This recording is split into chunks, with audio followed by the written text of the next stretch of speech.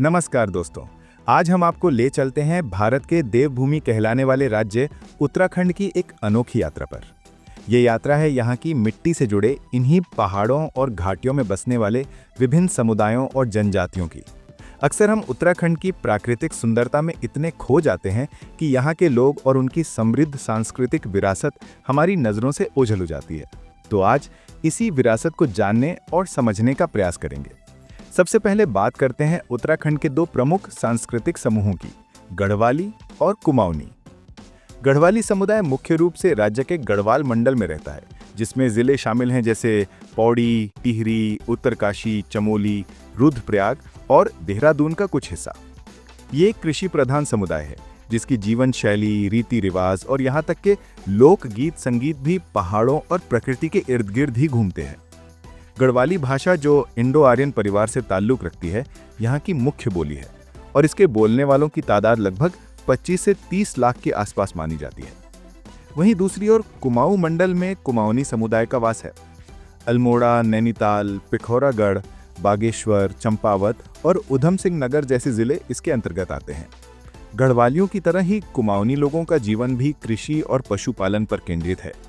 कुमाऊनी भाषा, जो गढ़वाली से मिलती जुलती पर फिर भी अलग है, यहाँ बोली जाती है और इसके वक्ता लगभग 20 से 25 लाख की संख्या में है। इन दोनों ही समुदायों ने पर्यावरण के साथ तालमेल बिठाकर जीवन जीने की कला सीखी है, जिसका जीवंत उदाहरण है इनका चिपको आंदोलन। लेकिन उत्तराखंड की सांस्कृतिक तस्वीर सिर्फ इन दो समुदायों तक सीमित नहीं है। ये राज्य कई आदिवासी समुदायों का भी घर है, जिनकी पहचान और परंपराएं इसे विशिष्ट बनाती हैं। इनमें सबसे प्रमुख नाम आता है जौनसारी जनजाति का। जौनसारी मुख्य रूप से देहरादून जिले के जौनसार बावर क्षेत्र में निवास करते हैं। इन्हें अनुसूचित जनजाति का दर्जा प्राप्त है। जौनसारी समाज अपनी अनूठी सामाजिक संरचना, जीवंत नृत्यों जैसे पांडव नृत्य और लकड़ी की बेहतरीन नक्काशी के लिए जाना जाता है। इनकी भाषा, जिसे जौनसारी या हिंदी की एक बोली कहा जा सकता है, यहाँ बोली जाती है। जनसंख्या के लिहाज से इनकी संख्या 1.5 से 2 लाख के बीच में है। अब बात करते हैं थारू जनजाति की। थारू लोग मुख्य रूप से उत्तराखंड के तराई क्षेत्र, विशेष रूप से उधम सिंह नगर जिले में केंद्रित हैं। ये एक ऐतिहासिक रूप से वनवासी समुदाय रहे हैं, जिनका जीवन जंगलों और कृषि पर निर्भर रहा है। थारू लोग थारू भाषा बोलते हैं, जो इंडो आर्यन भाषा परिवार की ही एक बोली है। उत्तराखंड में थारू समुदाय की आबादी लगभग 2 से 2.5 लाख के करीब है। इनकी संस्कृति में लोकगीत और नृत्य का विशेष महत्व है। एक और महत्वपूर्ण जनजाति है बोक्सा। बोक्सा जनजाति मुख्य रूप से नैनीताल और उधम सिंह नगर जिलों के कुछ हिस्सों में पाई जाती है। बोक्सा नाम का अर्थ बांस से निकला माना जाता है, जो इनके जीवन में बांस की महत्वपूर्ण भूमिका को दर्शाता है। ये लोग मुख्य रूप से हिंदी और कुमाऊनी की स्थानीय बोलियां बोलते हैं। बोक्सा समुदाय की जनसंख्या लगभग 75,000 से 1 लाख के बीच में आंकी जाती है। इनका जीवन खेतीबाड़ी और मजदूरी पर टिका है। उत्तराखंड के ऊंचे हिमालय इलाकों में हमें भोटिया समुदाय मिलते हैं।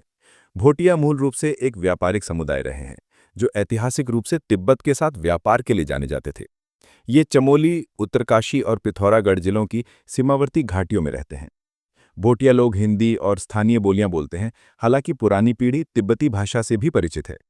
इनकी जनसंख्या का सही अनुमान लगाना मुश्किल है, लेकिन ये कुछ हजारों में ही है। भोटिया अपने ऊन के बने हस्तशिल्प और रंग बिरंगी पोशाकों के लिए मशहूर हैं।